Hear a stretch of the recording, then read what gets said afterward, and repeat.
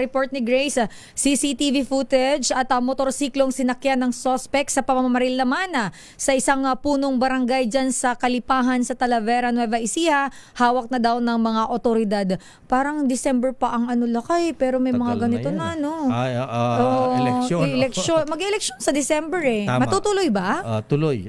Alamin nga natin ang detalye mula kay RH25, Grace Ansano. Grace? Elaine Lacaydeo, hawak na ngayon ng otoridad ang motorsiklo sakyan ng suspect sa pamamaril at pagpatay kay Kalipahan Barangay Chairman Joel Damasio.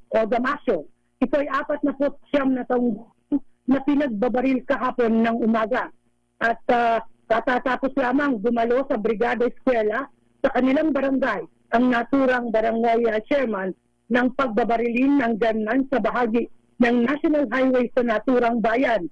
Batay nga sa CCTV footage, bumaba sa motorsiklo ang gunman at lumapit sa biktima habang kausap ng biktima ang nito sa gilid ng lansa.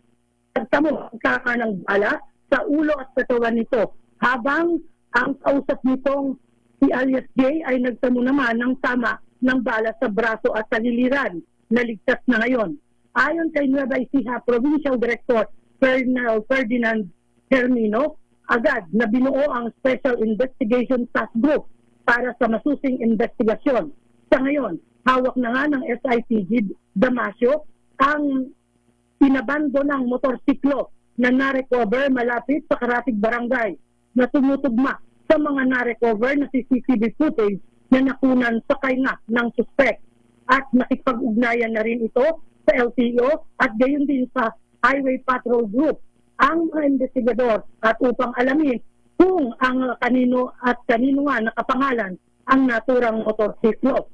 Bagmat 3 araw bago nga itong local at national election period ay naging mapayapa sa kabuuan ng Nueva Ecija at walang naisa lang na anumang related incident. Pero ito ngang pangyayaring ito ay kanilang masusing iimbestigahan kung may politikong motibo o personal grudge.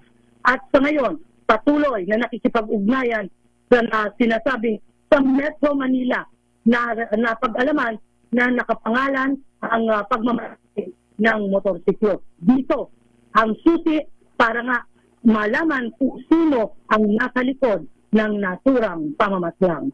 Una nang nagpakiyat ang para sa hustisya maging ang lokal na pamahalaan ng bayan ng Talavera. Kahapon, si Mayor J.R. Singh sa kanyang mga kababayan. Okay nga, Rud. Nangyari ito para makahingi rin ng tulong sa mga residente. Yan ang ating update. Ito, si RH25, Grace Ansano. Una sa Pilipinas, una sa Pilipino. Daming Bye.